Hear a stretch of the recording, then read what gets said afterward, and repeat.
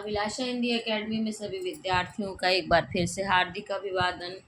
आज हम देखेंगे हिंदी साहित्य से विविध प्रश्न जो विविध खंडों से पूछे जाते हैं, और ये ऐसे प्रश्न हैं जो आपको साहित्य में किसी पुस्तक में नहीं मिलेंगे जल्दी, परंतु ये प्रश्न ज़रूर ही से ज़रूर पूछे जाते हैं। कुछ 4-5 प्रश्नों की संख्या इनकी होती है।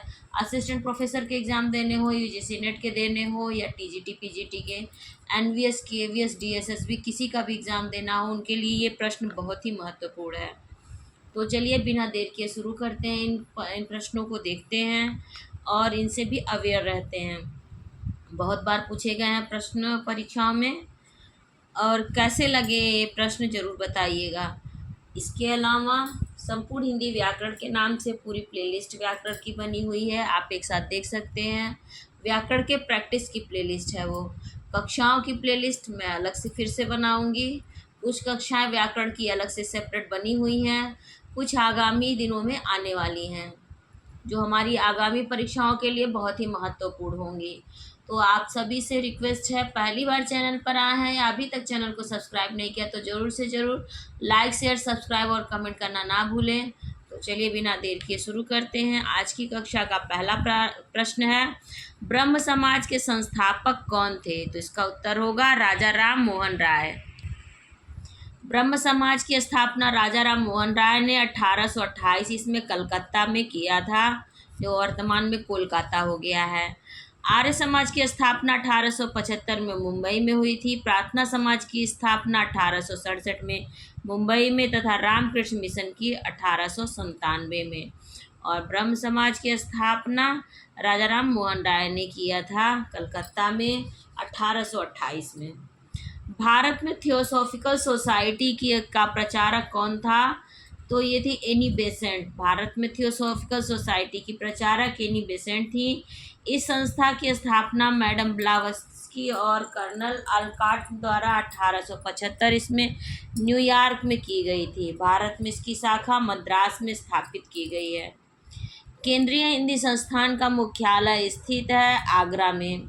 भारत सरकार के मानव संसाधन विकास मंत्रालय के अधीन केंद्रीय हिंदी संस्थान एक उच्चतर शैक्षिक और शोध संस्थान है। पूरे भारत में हिंदी भाषा के शिक्षण को सबल आधार देने के उद्देश्य से 19 मार्च 1960 को भारत सरकार के तत्कालीन शिक्षा एवं समाज कल्याण मंत्रालय ने एक स्वायत्त शासी संस्था केंद्रीय हिंदी शिक्षण मंडल का गठन किया है।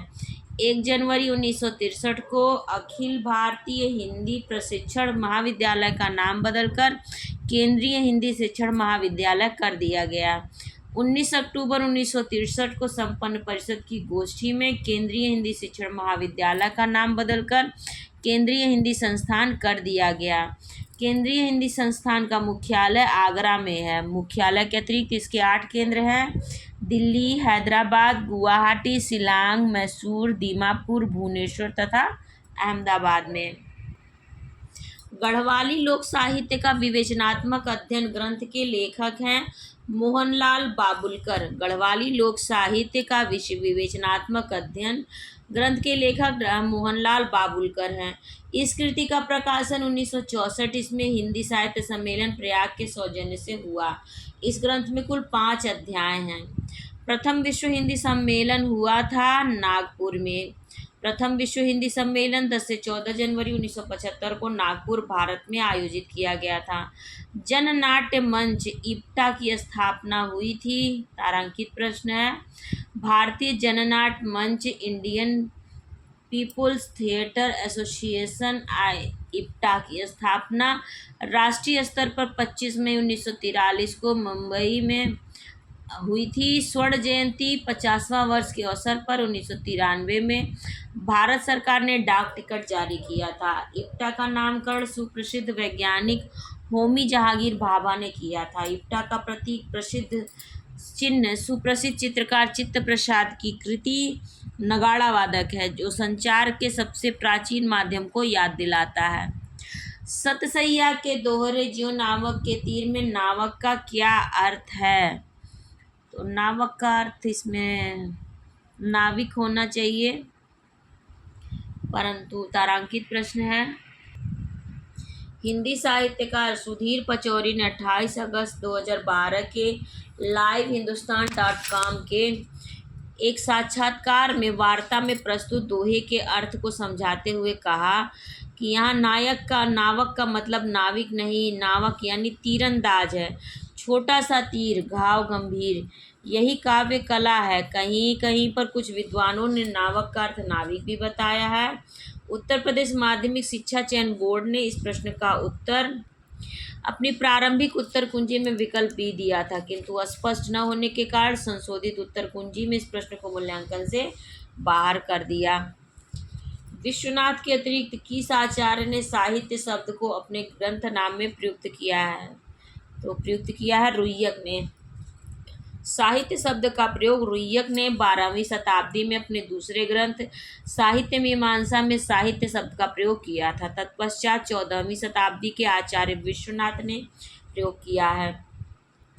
आचार्य भरत मुनि ने नाटक में अभिप्राय को किस वेद से लिया गया माना है? अभिप्राय को लिया गया है यजुर्वेद से। भरत मुनि ने नाट्य शास्त्र में अभिप्राय को यजुर्वेद से लिया गया है।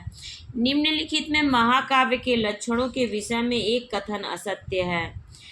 इसमें कथन असत्य है कि इसमें सभी रस प्रधान रस के रूप में होते हैं, ये कथन असत्य है। इसमें सभी नाटक संधियाँ होती हैं, यह सर्गों में विभक्त होता है और इसके आरंभ में देवादि को नमस्कार, आशीर्वाद या वस्तु निर्देश होता है। ये सभी कथन सत्य हैं। महाकाव्य के उपयुक्त लक्षणों के विषय में विकल्प बी असत्य कथन है, क्योंकि इसमें सभी रस प्रधान रस के रूप में नहीं होते हैं। महाकाव्य सर्गबद्ध रचना होती है, प्राय इसका आरंभ महाप्राण वर्ण से होता है। इसमें सभी नाट्य संधियाँ होती हैं। किस ग्रंथ में कलचुरी राजवंश की किसी सामंत की 7 नायिकाओं का नक्सिक वर्णन है? तो इसमें कुवलय माला कथा में ये वर्णन है। उद्योतन सूरी द्वारा रचित कुवलय माला कथा में 3री शताब्दी से लेकर 8वीं शताब्दी तक के अपभ्रंश काव्य का वर्णन है। इस ग्रंथ में कलचुरी राजवंश के सामंत की 7 नायिकाओं का नक्सिक वर्णन मिलता है। संत साहित्य में प्रयुक्त बंकनाली का पर्याय निम्नलिखित में से कौन सा नहीं है? तो बंकनाली का पर्याय वक्रनाली नहीं है, त्रिकुटी, राजदंत तथा संखिनी है।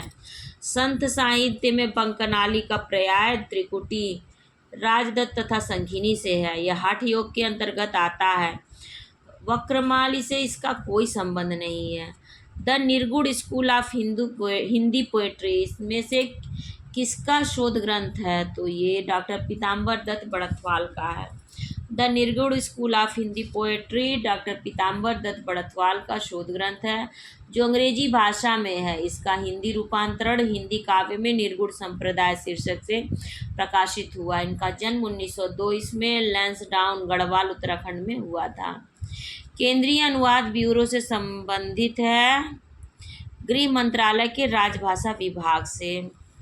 1960 में शिक्षा मंत्रालय के अधीन केंद्रीय हिंदी निर्देशालय की स्थापना करके असांविधिक साहित्य के हिंदी अनुवाद का कार्य आरंभ किया गया, लेकिन राजभाषा हिंदी के कार्यान्वयन का दायित्व गृह मंत्रालय पर होने के कारण केंद्र सरकार के असांविधिक प्रक्रिया साहित्य के अनुवाद का दायित्व भी गृह मंत्रालय को सौंपा गया। 1 मार्च 1971 को गृह मंत्रालय के अधीन केंद्रीय अनुवाद ब्यूरो की स्थापना की गई और केंद्र सरकार के मंत्रालयों, विभागों, कार्यालयों, उपक्रमों आदि के असांविधिक प्रक्रिया साहित्य का अनुवाद कार्य केंद्रीय अनुवाद ब्यूरो को सौंपा गया। अनुवाद में सरलता, सहजता और शब्दावली में एकरूपता सुनिश्चित करने के लिए यह ब्यूरो वर्ष 1973 में अनुवाद प्रशिक्षण का भी कार्य भी कर रहा है। हीनयान और महायान शाखा किस धर्म से संबंधित हैं? तो ये बौद्ध धर्म से संबंधित हैं। हीन और महायान दोनों बौद्ध धर्म के संप्रदाय हैं। दोनों के बीच अत्यधिक विषमता है। हीनयान और महायान में चरम लक्ष्य के विचार को लेकर विरोध है। हीनयान का चरम लक्ष्य अहर्तापद की प्राप्ति है, जबकि महायान का चरम लक्ष्य बोधिसत्व को प्राप्त करना है। इतिहास के प्रति भारतीय दृष्टिकोण प्रायः आध्यात्म परक होता है। इतिहास के प्रति भारतीय दृष्टिकोण प्रायः आदर्शमूलक एवं आध्यात्मवादी रहा है, इसलिए इसमें भौतिक घटनाओं को भी आध्यात्मिक तत्वों की प्रवृत्तियों के अनुसंधान की प्रवृत्ति रही है। भारतीय सभ्यता में प्रायः सामाजिक तत्वों की अपेक्षा चिरंतन मूल्यों को अधिक महत्व दिया जाता रहा है, अतः यहाँ के प्राचीन इतिहासकारों ने अतीत की व्याख्या इसी दृष्टिकोण से की है। सुरति से आशय उन्माद से है। सुरति निरति का संयुक्त प्रयोग सबसे पहले नाथपंथी रचनाओं में मिलता है, जिसका महत्व संत साहित्य के अंतर्गत बहुत माना गया है। प्रयोजन मूलक भाषा का प्रमुख संबंध है जीविकोपार्जन से। प्रयोजन मूलक भाषा से तात्पर्य किसी विशिष्ट उद्देश्य के अनुसार प्रयुक्त भाषा से है। साहित्येतर मानक भाषा को ही प्रयोजन मूलक भाषा कहते हैं। कला की सहायता से हम लोग के विश्वरूपी जीवन को समझने का प्रयास करते हैं। यह कथन किसका है? यह कथन डॉक्टर वासुदेव सरल अग्रवाल का है। डॉक्टर वासुदेव सरल अग्रवाल का कथन है, कला की सहायता से हम लोग के विश्वरूपी जीवन को समझने का प्रयास करते हैं। ईसुरी किस बोली के कवि हैं? तो ईसुरी बुंदेली भाषा के कवि हैं, बुंदेली बोली के कवि हैं। ईसुरी का जन्म उत्तर प्रदेश के झांसी जिले के मऊरानीपुर तहसील के मेढकी गांव में हुआ था। इनका पूरा नाम हरताल ईसुरी है। ईसुरी भारतेंदु युगीन कवि हैं जो फाग के लिए जाने जाते हैं, जिसकी भाषा बुंदेली है। इनमें से कौन सा प्रकार समालोचना का नहीं है? तो आलोचनात्मक आलोचना का कोई प्रकार नहीं है, जबकि सैद्धांतिक आलोचना, निर्णयात्मक आलोचना और व्याख्यात्मक आलोचना ये आलोचना के प्रकार हैं। संवेदनात्मक ज्ञान और ज्ञानात्मक संवेदना सूत्र के प्रयोक्ता हैं गजानन माधव मुक्तिबोध। मुक्ति ने अपनी चिंतन प्रणाली से एक सूत्र को जन्म दिया जो उनकी कविताओं और आलोचनाओं में पिरोया हुआ है। वह सूत्र है संवेदनात्मक ज्ञान और ज्ञानात्मक संवेदना। इन मुसलमान हरिजनन पर कोटिक हिंदू वारिये, यह कथन है भारतेंदु हरिश्चंद्र जी का। रसखान का मूल नाम सैयद इब्राहिम था। वे वैष्णव धर्म के प्रति आसक्त होकर कृष्ण भक्ति में लीन हो गए। इसी परंपरा का पालन वाहिद और आलम ने भी किया। इन मुस्लिम हरिभक्तों के लिए भारतेंदु हरिश्चंद्र ने उपर्युक्त उक्ति कही कि इन मुसलमान हरिजनन पर कोटिक हिंदू वारिये। कला सामाजिक अनुपयोगिता की अनुभूति के विरुद्ध अपने को प्रमाणित करने का प्रयत्न अपर्याप्तता के विरुद्ध विद्रोह है। यह कथन है इसमें से सच्चिदानंद हीरानंद वात्स्यायन अज्ञे का। प्रयोगवादी कवि एवं और आलोचक अज्ञे का कथन है कि कला सामाजिक अनुपयोगिता की अनुभूति के विरुद्ध अपने को प्रमाणित करने का प्रयत्न अपर्याप्तता के विरुद्ध विद्रोह है। अज्ञे की साहित्यिक मान्यताएं हैं। साहित्य की प्रेरणा करने वाली मूल शक्ति साहित्यकार की एक आंतरिक विवशता है। सच्ची कला कभी भी अनैतिक नहीं हो सकती। कला भी ज्ञान का एक प्रकार है, अर्थात सत्य की उपलब्धि का एक साधन है। आचार्य शुक्ल ने एडविन अर्नाल्ड के आख्यान काव्य लाइट ऑफ एशिया का बुद्ध चरित नाम से किस भाषा में अनुवाद किया था? तो ये ब्रज भाषा में इन्होंने आचार्य शुक्ल ने ये अनुवाद किया था। ऋतु वर्णन तो इनके जैसा और किसी श्रृंगारी कवि ने नहीं किया है। आचार्य रामचंद्र शुक्ल का यह कथन किस कवि के लिए है? तो सेनापति के लिए है। ऋतु वर्णन तो इनके जैसा और किसी श्रृंगारी कवि ने नहीं किया है। इन ऋतु वर्णन में प्रकृति निरीक्षण पाया जाता। आचार्य रामचंद्र शुक्ल का यह कथन कवि सेनापति के लिए है। सन 1975 के बाद की कविताओं को इनमें से क्या नाम दिया गया था? तो समकालीन कविता नाम दिया गया था 1975 के बाद की कविताओं को। सन 1975 के बाद की कविता को समकालीन कविता का नाम दिया गया था।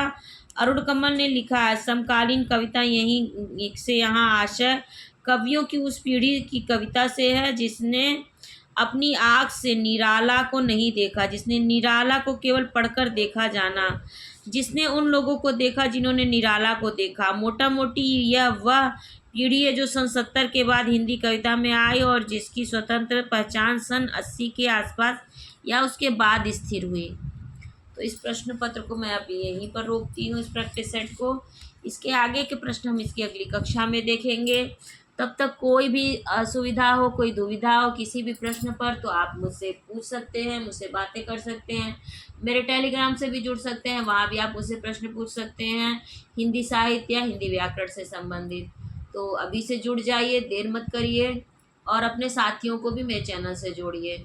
प्लीज़ लाइक शेयर सब्सक्राइब और कमेंट करना ना भूलें। आप सभी का बहुत बहुत धन्यवाद।